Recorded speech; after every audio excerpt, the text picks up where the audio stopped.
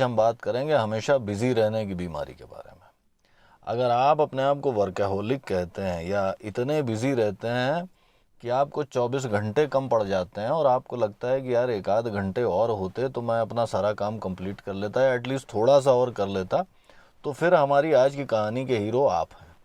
अगर आपने अब तक सब्सक्राइब नहीं किया है तो सब्सक्राइब करिए और इस बेल आइकॉन को दबाइए। दोस्तों, कुछ लोग बहुत ज़्यादा बिजी रहते हैं, इतने बिजी रहते हैं कि उनको सांस लेने की फुर्सत नहीं होती। कहीं 2 मिनट बैठना या किसी से बात करना या थोड़ा सोच विचार करना या लाइफ को एंजॉय करना तो बड़े दूर की बात है। और मज़े की बात यह है कि इतना सारा बिजी रहकर हम क्या अकॉम्प्लिश कर रहे होते हैं। हम या तो कोई जॉब चला रहे होते हैं या कोई बिजनेस कर रहे होते हैं। अब प्राइम मिनिस्टर मोदी के बारे में कहा जाता है कि वो सिर्फ 3 घंटे सोते हैं और 16 घंटे काम करते हैं। अब बात समझ में आती है, भाई देश चलाना बड़ा कॉम्प्लेक्स काम है और आपको उतना समय लगता है तो बनता है। या फिर आप कोई नोबेल प्राइज़ जीतने वाले साइंटिस्ट हों कि भाई कोई माइक्रोबायोलॉजिस्ट है, अपना दिन भर माइक्रोस्कोप के नीचे पेड़ पौधे जीव जंतु कीटाणु जीवाणु वगैरह स्टडी करता रहता है, समझ में आता है। लेकिन अगर आप ना तो किसी देश के प्रधानमंत्री हैं और ना ही आपको नोबेल प्राइज़ मिलने वाला है, उसके बावजूद अगर आप 24 घंटों में 25 घंटे बिजी रहते हैं, तब तो फिर गड़बड़ है। और ये गड़बड़ 2 तरह से आ सकती है। एक तो गड़बड़ वहाँ से आ सकती है कि आप काम थोड़े समय के लिए करते हैं और उसके पहले और उसके बाद बहुत सारा समय बर्बाद करते हैं। मतलब थोड़ा इधर इठला लिए, फिर थोड़ा काम किया, फिर थोड़ा उधर इठला लिए। ये प्रोडक्टिविटी की समस्या है। आज हम इसके बारे में बात नहीं करेंगे। आज हम इस चीज़ के दूसरी जो है समस्या का सोर्स, उसके बारे में बात करेंगे कि आप दिन भर बिजी रहते हैं, आप समय भी बर्बाद नहीं करते और उसके बाद भी और इतना बिजी रहते हैं कि आपको किसी और चीज़ के लिए टाइम नहीं है, अपने लिए टाइम नहीं है, अपने लोगों के लिए टाइम नहीं है। और उसके बाद भी ना तो आप किसी देश के प्रधानमंत्री हैं और ना ही आपको नोबेल प्राइज़ मिलने वाला है। दोस्तों, ये वो स्थिति है जिसमें आप बहुत सारा काम कर रहे होते हैं, बड़ी सिंसियरली बड़ी मेहनत के साथ कर रहे होते हैं, बड़ा बिजी रहते हैं, अपनी क्वालिटी ऑफ लाइफ को भी कॉम्प्रोमाइज़ कर रहे होते हैं, लेकिन आपको रिजल्ट उतने आउटस्टैंडिंग नहीं मिल रहे होते जिस हिसाब से आप काम कर रहे हैं। रिजल्ट्स आपके बड़े एवरेज आ रहे होते हैं और ये स्थिति काफ़ी कुछ एक्टिविटी ट्रैप की वजह से पैदा होती है। एक्टिविटी ट्रैप का मतलब ये है कि आप बहुत सारी ऐसी एक्टिविटीज़ कर रहे हैं जो आपको सफिशेंट रिटर्न नहीं दे रही हैं। जितना आप उसमें समय लगा रहे हैं उस हिसाब से वो आपको रिटर्न नहीं दे रही हैं। और इस वजह से नहीं दे रही हैं क्योंकि वो एक्टिविटीज़ हैं ही उस तरह की। यानी अगर आपका बहुत सारा समय ऐसी एक्टिविटीज़ में चला जाता है जो आपको रिटर्न नहीं दे सकती या वो एक्टिविटीज़ ही ऐसी हैं जो रिटर्न देने वाली नहीं हैं, तो फिर आप एक क्लासिकल एक्टिविटी ट्रैप में फंसे हुए हैं।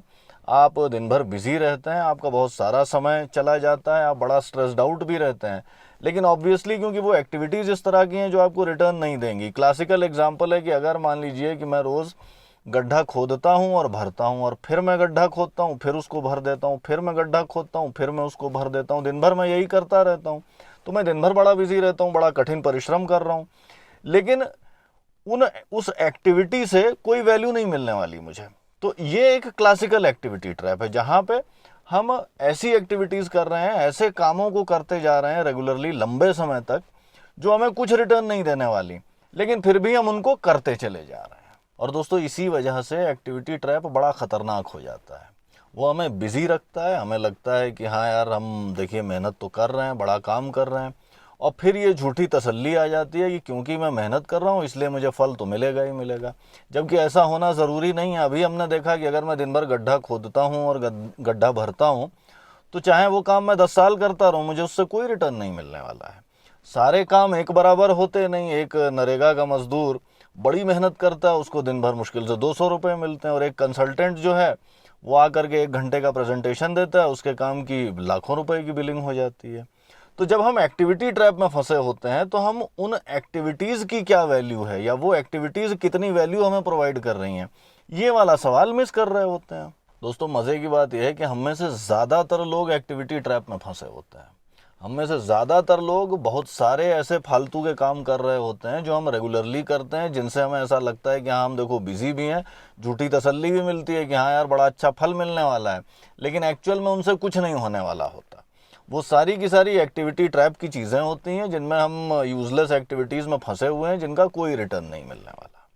अब दिलचस्प सवाल ये है कि हम सारे के सारे लोग इस एक्टिविटी ट्रैप में फंसते क्यों हैं? हम क्यों ये मानने लग जाते हैं कि यार अगर मैं मेहनत कर रहा हूँ तो फिर मुझे फल मिलेगा ही मिलेगा। हम किस काम पे मेहनत कर रहे हैं, इस सवाल को हम मिस कर जाते हैं। और दोस्तों, अगर आप देखें या सोचें तो आपको पता लगेगा कि इस सवाल का जवाब काफ़ी कुछ हमारी ट्रेनिंग में होता है। हम सभी ने करीब 15-20 साल एजुकेशन सिस्टम में बिताए होते हैं। अच्छा, एजुकेशन सिस्टम के लिए ये चीज़ बिल्कुल ट्रू होती है कि जो बच्चा ज़्यादा मेहनत करता है उसको अच्छे मार्क्स आते हैं। और मेहनत करने का मतलब ये है कि आप किताब जिस समय खोल के बैठे हैं उस समय एक्चुअली पढ़ रहे हैं। उस समय आप किताब ने जिस समय खोल के बैठे हैं और आप कुछ और सोच रहे हैं, तो उस चीज़ को मैं यहाँ काउंट नहीं कर रहा हूँ। लेकिन ये चीज़ हम सब ने देखी होती है कि भाई जो बच्चा ज़्यादा समय किताबों में देता है, ज़्यादा समय पढ़ता है, ज़्यादा सवाल करता है, वो बच्चा अच्छे मार्क्स लेकर के आ रहा होता है। और ये 18-20 साल की ट्रेनिंग हम सबको होती है। चाहे आप टॉपर रहे हों तो आपने उस चीज़ का फ़ायदा उठाया होता है, अगर आप बॉटम रैंक कर रहे होते हैं तो आपने उस चीज़ का नुकसान उठाया होता है। लेकिन ये आइडिया हम सबको होता है कि यार जो ज़्यादा मेहनत करता है उसको अच्छे मार्क्स आते हैं। लेकिन हम ये चीज़ मिस कर जाते हैं कि एजुकेशन सिस्टम हमारे लिए एक बड़े क्वेश्चन को ऑलरेडी आंसर कर चुका होता है। क्या पढ़ना है, किस एक्टिविटी पे समय देना है, इस सवाल को एजुकेशन सिस्टम ने हमारे लिए ऑलरेडी हल कर दिया होता है। भाई सिलेबस फिक्स्ड है, किताबें फिक्स्ड हैं, क्या सवाल आएंगे वो भी फिक्स्ड हैं। तो फिर काफ़ी हद तक स्ट्रेट लाइन प्रॉब्लम बन जाती है। जो व्यक्ति जितना लंबा चला जाएगा वो उतना ज़्यादा सक्सेसफुल हो जाएगा। रियल लाइफ प्रॉब्लम में ये जो पहला सवाल है कि कौन सी एक्टिविटीज़ करें, यही आंसर्ड नहीं होता। इसी सवाल का कोई आसान जवाब नहीं होता। लेकिन हम क्योंकि उस 15-20 साल की ट्रेनिंग से आ रहे होते हैं, हमें लगता है कि हाँ यार जो ज़्यादा मेहनत करेगा वो अच्छा सक्सीड करेगा, उसको अच्छे फल मिलेंगे। हम ये सवाल मिस कर जाते हैं कि यार हम किस एक्टिविटी पे काम करें, या जो एक्टिविटीज़ पे मैं मेहनत कर रहा हूँ क्या वो एक्टिविटी ट्रैप वाली एक्टिविटीज़ हैं जो मैं फंस जाऊंगा, मुझे बिजी बिजी फील होगा, मुझे झूठी तसल्ली मिलेगी कि हाँ यार कुछ होगा, लेकिन एक्चुअल में इनसे कुछ नहीं होगा। या फिर मैं वाकई ऐसी एक्टिविटीज़ में समय लगा रहा हूँ जो वैल्यू देने वाली हैं, जिनसे मुझे फ़ायदा मिलने वाला है। यानी एक्टिविटी ट्रैप आपके ऊपर ट्रिपल मार करता है। एक तो वो आपको बिजी रखता है और आपकी लाइफ की क्वालिटी ख़राब करता है। भाई आप इतने ज़्यादा बिजी हैं, बाकी चीज़ों के लिए, अच्छी चीज़ों के लिए समय ही नहीं निकाल पा रहे। दूसरा, वो आपको झूठी तसल्ली दिए रहता है कि हाँ यार मैं मेहनत कर रहा हूँ तो कुछ ना कुछ फल मिलेगा ही मिलेगा। और तीसरा ये होता है कि अगर आप एक्टिविटी ट्रैप को देखने की कोशिश भी करें, पहचानने की भी कोशिश करें, तो हमारे लिए ये एक्सेप्ट कर पाना कि ये एक्टिविटीज़ जो मैं कर रहा हूँ ये यूज़लेस हैं, ये बड़ा मुश्किल होता है। ध्यान दीजिए कि जिन चीज़ों में हम एक्टिविटी ट्रैप में फंसे होते हैं वो काम हम अक्सर काफ़ी समय से कर रहे होते हैं।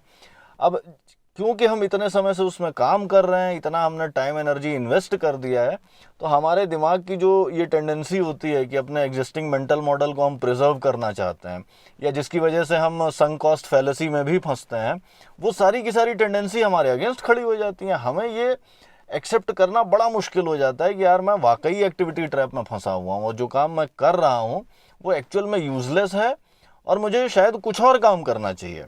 आप देखेंगे कि एक्टिविटी ट्रैप में फंसे रहना ज़्यादा आसान होता है।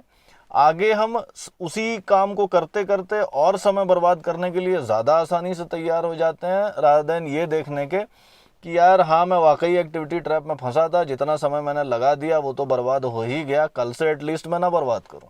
और दोस्तों, एक्टिविटी ट्रैप से बचने की या बाहर निकलने की पहली सीढ़ी ये है कि हम अपने एक्टिविटी ट्रैप को एक्सेप्ट करना शुरू करें, अपने कामों को देखें और हम ये देखें कि कौन सी एक्टिविटीज़ ऐसी हैं जो मैं काफ़ी समय से कर रहा हूँ, बड़ी मेहनत से कर रहा हूँ, मुझे बिजी फील कराती हैं, मुझे ये एश्योरेंस देती हैं कि हाँ क्योंकि मैं मेहनत कर रहा हूँ फल मिलेगा, और शायद मैं उस काम से प्यार भी करता हूँ, बट एक्चुअल में वो काम यूज़लेस है, मेरे समय की कोई वैल्यू नहीं है जो समय मैं उसमें इन्वेस्ट कर रहा हूँ। एक बार हम एक्टिविटी ट्रैप को समझना शुरू कर देते हैं और फिर हम अपने सेट ऑफ एक्टिविटीज़ जो हम करते हैं उनमें से एक्टिविटी ट्रैप पहचानना शुरू कर देते हैं कि हाँ यार ये सारी की सारी जो मैं एक्टिविटीज़ कर रहा हूँ, यहाँ पे मैं एक्चुअल में एक्टिविटी ट्रैप में फंसा हुआ हूँ, मैं कोई वैल्यूएबल काम नहीं कर रहा हूँ। तो एक बार अगर आप वो एक्टिविटीज़ आइडेंटिफाई कर लेते हैं कि जहाँ पर आपके साथ में ये एक्टिविटी ट्रैप वाली चीज़ हो रही है, तो फिर आपको सोल्यूशन भी मिल जाएंगे। सोल्यूशन आपके कॉन्टेक्स्ट से मिल जाएंगे, आपकी स्किल्स किस तरह की हैं इस समय, या आपके पास में रिसोर्सेज क्या हैं, आपकी बाकी परिस्थितियां क्या हैं। एक बार आप अपने एक्टिविटी ट्रैप को पहचानने लग गए तो फिर आप उसको सॉल्व कर ले जाएंगे। सबसे ज़्यादा चैलेंजिंग काम ये होता है कि इस एक्टिविटी ट्रैप को पहचाना कैसे जाए, और तरीका वही है, जो एक्टिविटीज़ आप करते हैं उनके बारे में सोचिए, ये देखिए कि क्या इन एक्टिविटीज़ से वाकई मुझे कुछ फ़ायदा हो रहा है। सारी एक्टिविटीज़ के बारे में आपका दिमाग बोलेगा कि हाँ इसकी वजह से तो ये फ़ायदा हो रहा है, इसकी वजह से तो ये फ़ायदा हो रहा है। आप उसको और क्रॉस क्वेश्चन कीजिए, उस सवाल पे और थोड़ा टिकिए, ये देखिए कि क्या वाकई फ़ायदा है, या जो फ़ायदा मेरा दिमाग मुझे बता रहा है क्या मैं उसको मेजर कर सकता हूँ, या किसी तरीके से मैं ये श्योर हो सकता हूँ कि हाँ वाकई ये फ़ायदा है या नहीं है, या यही काम किसी और एक्टिविटी से हो सकता है या किसी और तरीके से हो सकता है।